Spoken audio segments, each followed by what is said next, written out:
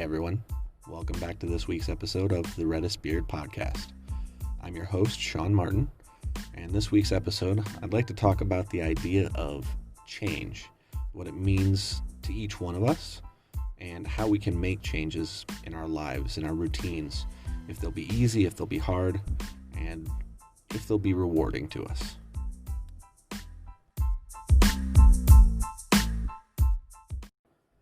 When I was about 15 years old, my family went on vacation down to the Port Orleans Disney Resort in Orlando, Florida. I had my saxophone with me because I'd been down there for a few weeks visiting my grandma. And then we stopped by this resort. It was a family-friendly resort, and I would listen to the musicians that would play. And there was one guy who played there regularly. An old guy played the saxophone, and I loved to listen to him because I played. And I was okay. I wasn't really good, but I just liked to go in and listen. And he saw me there every night for 2 or 3 nights in a row. And he'd start talking to me, and he'd ask me, hey, what's your name? And Red, because that was my nickname, has been for years.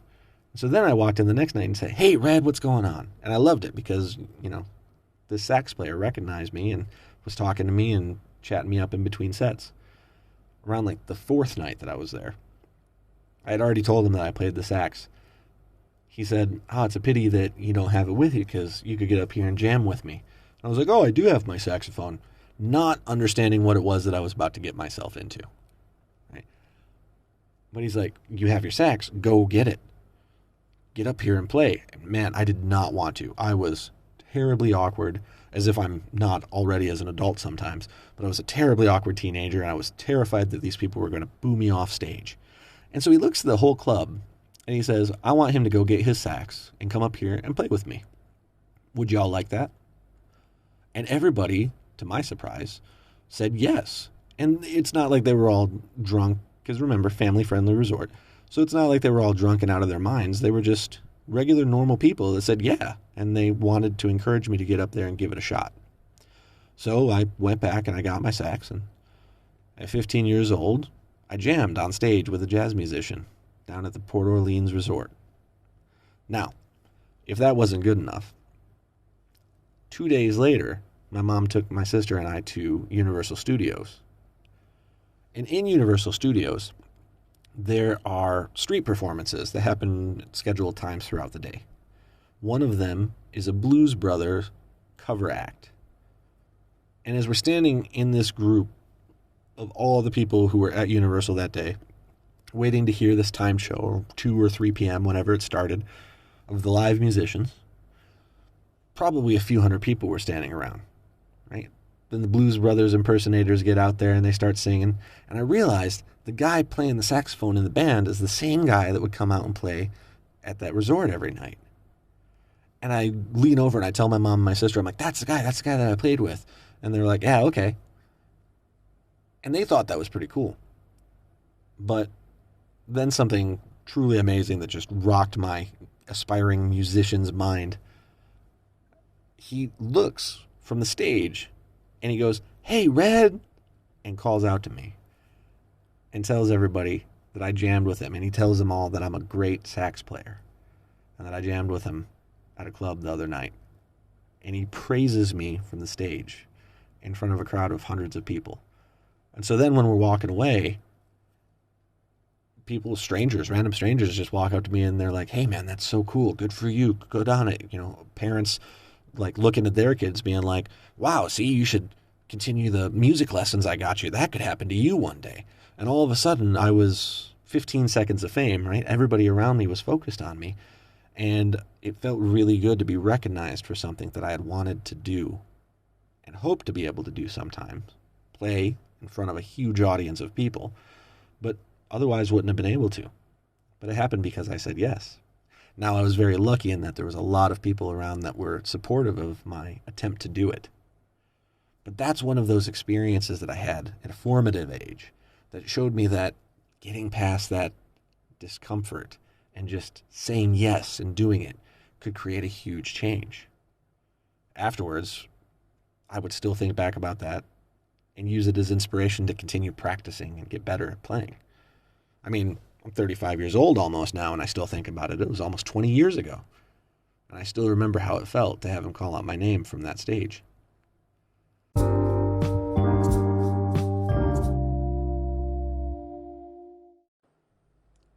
Now, change is something that a lot of us are afraid of. Sometimes we feel like we need it, but we don't know how to get started. I remember there was a movie called Yes Man. It came out a few years ago.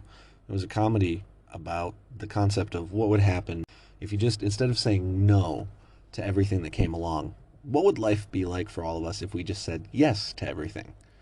And as is the case with most comedy, it was a bit philosophical in nature, right? It begged some questions about what would life be like if I just started saying yes to every opportunity that came by. And that was an idea that had kind of plagued me for a while, right? I had ideas about what I wanted to do with my life, places I wanted to go, things I wanted to accomplish, but I always had something standing in the way, right? Some idea that, like, oh, well, I can't do this because, and then I would have X, Y, and Z ready to go to explain to other people or myself, mostly myself, about why I could never actually do whatever it was that I had intended to. Now, one of the things that I get most often as a response when I go back to my hometown is people telling me, oh, I could never do that in regards to how I live my life by living in foreign countries, by taking year-long contracts, teaching places, and constantly having to change. I think most people, when they find out about my lifestyle or when I go back to Detroit, have this idea in their head that, well, eventually I'm going to settle down and come home, that I'll stop doing year-long work and I'll find a permanent job, or that I'll settle down, I'll find somebody, get married, have kids, buy a house, put down roots, all of those things. And to me, that sounds like a certain kind of purgatory, if not hell. And I don't mean to say that people that are living that life are in their own kind of hell. But what I mean is, for me personally, that would be the worst thing that could happen, because I'm a person that craves change. I want to see new things. I want to find new people and new places and explore them and have new experiences. And for a long time, I felt that I had stagnated because I wasn't having too many changes in my life. That idea that the Yes Man movie put in my head was that, what if I set aside all the reasons that I couldn't do something and just started saying yes and doing them? And that, it's not easy. It goes against almost everything that we're taught, that's bred into us about what our life should look like. And that's a really difficult thing to overcome. I'm not trying to demean that experience if you've had it, but I've had it too, right? One of the reasons that it's hard to go home is because I know there are people that I will wind up talking to that think that I'm crazy for wanting to go out and do different things. They'll act like I'm doing something wrong because they crave stability. They want to know that tomorrow is going to be the same as today. And I don't fault them for it. In a conversation I had with one of my friends, we were discussing why people do this, because on the road, I meet so many people that are like me. They left other things behind. They changed everything. They set all of the expectations aside and just picked up and went. And one of the ideas that I had floating around in my head while we were having this conversation was that, to me, it makes a certain amount of sense that not everybody wants to get a passport, move to a foreign country, and start a job that was completely foreign to them. Not everybody wants that. That probably sounds like hell to a lot of people. Probably sounds really stressful. But for those of us that do, it's really rewarding, and it's almost like we have this internal push to get out and do something new. It's like it's a compulsion for us, that we can't just stay seated, that we can't just accept that everything that we're going to run into will be the same as what we've had. And my idea is that it probably does have something to do, at least a little bit, with the evolution of our species. Right?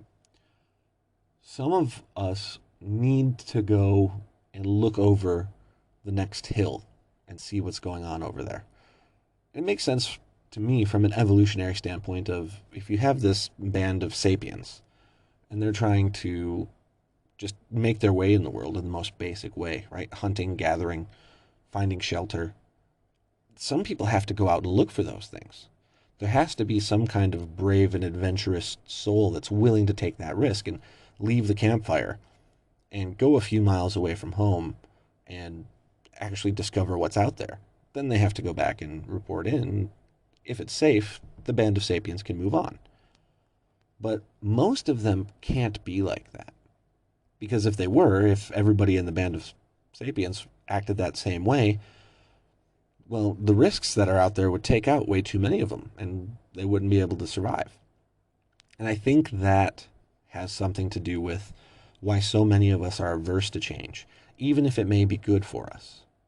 Right? Thinking of it in the terms of the sapiens around the campfire, a lot of them are going, why do we need to pick up camp and move? We've got everything we need here. I don't want to. It's not comfortable. It's scary. But the ones that have gone out can sometimes report back that there's a promising future on the other side. So keeping with that train of thought, it makes sense to me that a few of us have that urge to get up and to go explore and to make a big change. And when we're talking about like moving across the state or the country or the world to start a new career, to meet new people, to travel, and not like in the vacation style where you just go to a familiar resort owned by a company with a brand name that you recognize, but you go off the beaten path and you go do something that's wildly different than anything you've done before. That need is filled in that small subset of people. I think that's because it's part of our genetic code. Some of us just need to see what's over that next ridge. Now, it's a lot safer than it was for our ancestors tens of thousands of years ago, right? Sometimes what was over that next hill was a tiger, and that sapiens didn't report back. But sometimes it was exactly what the band needed, and so they were able to thrive. But you can't have everybody in that band have that same idea. As we stated, it just won't work for the longevity of the band. So, in my opinion, now that we've fast forwarded a few thousand years, we live in societies where we don't have those dangers of a tiger being over the next hill and having some wild animal jump out and eat our face for our trouble. But that instinct is still there. And though our societies have grown and evolved into skyscrapers and automobiles and trains and movie theaters and concert halls, in essence, they're still the same thing as that campfire where we're safe and we're comfortable and we're full. And so the people that are enjoying that, they'll look and say, well, why do I need to change anything? What really needs to happen to make that change? A mentor of mine used to say that when the pain is great enough, people will act. That's when change occurs. When whatever the pain that we're feeling is gets to be so intense that we can't handle it, then change will come. Now, I don't think that's always true, because I've seen a lot of people put up with a lot of pain in their lives, and they never change. I've been that way myself. But I think it is true for a lot of us. Now, the key would be to figure out what that level of pain could be, what that level of discomfort could be. I know that there's a lot of things for me that I'm afraid to commit to or I'm afraid to do. I've made huge changes in my life And there are still so many things that I keep to myself that I think I would like to do that one day. For example, starting this podcast was one of those things. And it took my mentor, my business coach now, John Mack, to sit me down and say, you would like to do this. So what do you need to do? And kind of drag me into it, almost kicking and screaming. Right? I didn't want to because I was afraid of all kinds of things. I was afraid that mean people might say mean things about me on the internet, which is hilarious if you know anything about my social media profiles and the fact that I love to go looking for fights on social media. The idea then that somebody might say something mean about me on the internet stopping me is definitely ironic. But that was my own personal fear of getting started with this. I didn't know what it would be like to start a creative endeavor, though I craved it so badly. I didn't know what it would look like. And so I let that hold me back up until now. Some of my closer friends have described me as somebody who leaps without looking. And I've always thought that that was better than somebody who looks at everything before they leap. Because if you do that, if you analyze everything too much, there's always going to be a reason to stay home. There's always going to be a reason not to do the thing. Life is full of those. For example, when I moved to China, there were dozens of reasons why I shouldn't just pick up and move across the world.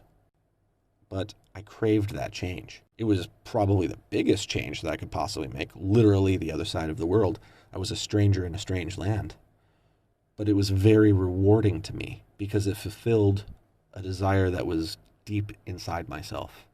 When I encounter those people who say, man, I could never do that, now I just say, you're right, you couldn't. Sometimes I'm greeted with a little bit of shock and incredulity that I would agree with them.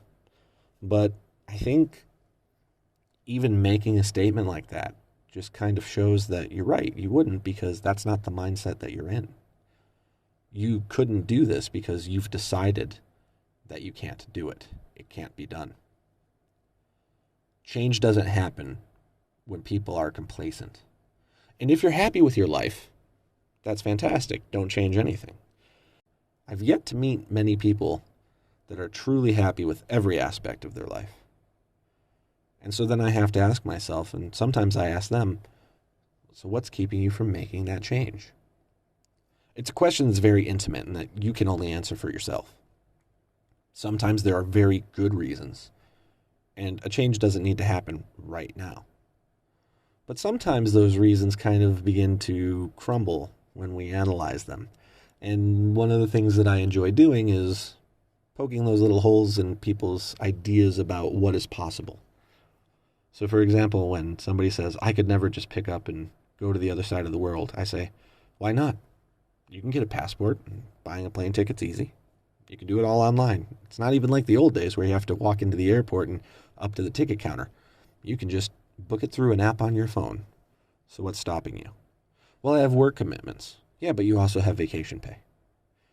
Well, I don't know the language. Like I said, dip your toe in the water to test it first. Stay at one of those brand name hotels that will have everything that you know you're accustomed to. Right? When we start to kind of poke holes in that theory of why change can't happen, of why something is impossible, then we're left with the realization that I was making excuses. I definitely have. Right? I've had that specifically in my life with things like alcohol and drug addiction. I didn't know what it would look like to be sober. And so I would say stuff like, well, I can't stop drinking because all my friends are at the bar. What will I do when I'm sitting with them at the bar? And people would look at me and say, get different friends. And I'd say, but those ones are my good friends. And they'd say, are they really your good friends if they're willing to watch you sacrifice your health and your happiness? Right? Poking the holes in that story made me begin to realize I was just afraid of the change. I didn't know what it would look like to have a life independent of drug and alcohol abuse. One thing that I asked myself in the first few months when I got clean was, I got clean in May, by the way. One of the first things was, well, what will I do at my friend's annual family reunion that happens every August? How can I go through with that family reunion where everybody smokes a lot of marijuana and drinks a lot if I'm not doing that? And I made that as an excuse of why I shouldn't get clean in May and try to clean up my life. Because in August, there is a party I might want to go to. That sounds absolutely insane. And it kind of is. To make the change, I needed to get past it. I couldn't let the fear of what was going to happen, the fear of suffering for a few days while my body withdrew, the fear of social interactions that would be awkward when I declined a drink, those ruled me. And I think the biggest nemesis for change is fear.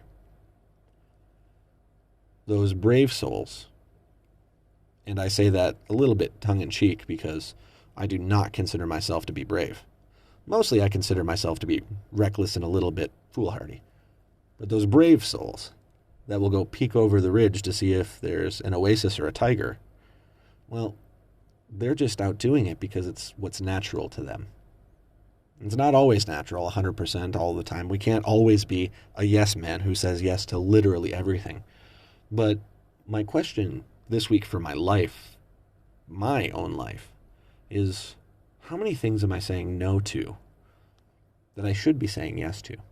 How much am I letting fear get in the way of really having a full and rich experience in my own life? Now I try to think of all the good things that could happen if I do. And that's been the biggest change for me overall. It's been 20 years and I'm still smiling thinking about what it was like to have that musician heap praise on me in front of hundreds of people. It makes me feel good. And I share that story because I want to help other people feel good about the things that they've changed and the accomplishments they've had afterwards. Now, there have been probably millions of things that I've done wrong in the past 20 years between that moment and right now.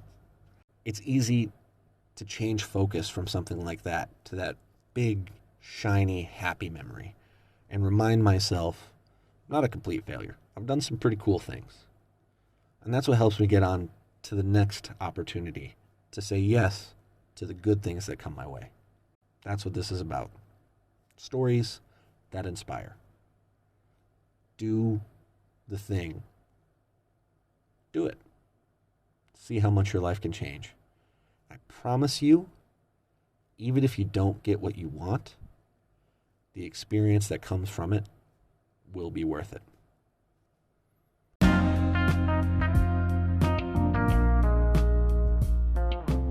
All right, everybody, that's all for this week. As always, hope I've given you something to think about as the week goes on. Thank you so much for your support. It means the world to me.